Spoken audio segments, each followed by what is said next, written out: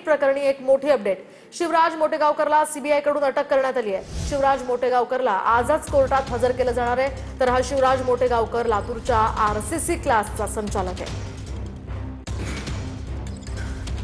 अधिकची माहिती आपण जाणून घेऊयात आमचे प्रतिनिधी लक्ष्मण जाधव यांच्याकडून। लक्ष्मण, काय सांगाल? सध्या आजच शिवराज मोटेगावकरला कोर्टात हजर करणार असल्याची माहिती समोर येते।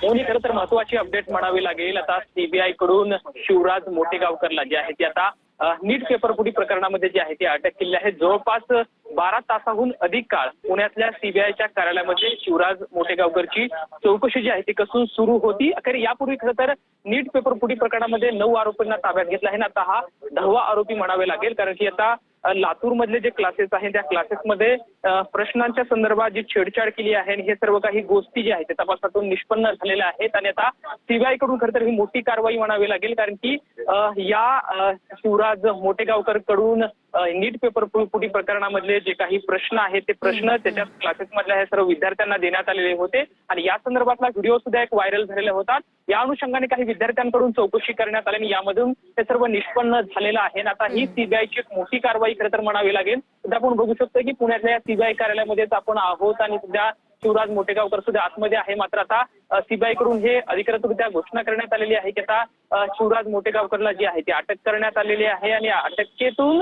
आणखी काही धागेदोरे मिळू शकतात का या सर्व तपासातून, तेही तितकंच महत्त्वाचं असणार आहे। मात्र नक्कीच लक्ष्मण, या संदर्भातले अपडेट्स तुमच्याकडनं जाणून घेत राहणार आहोत। तुर्तास धन्यवाद दिलेल्या या सविस्तर माहितीसाठी।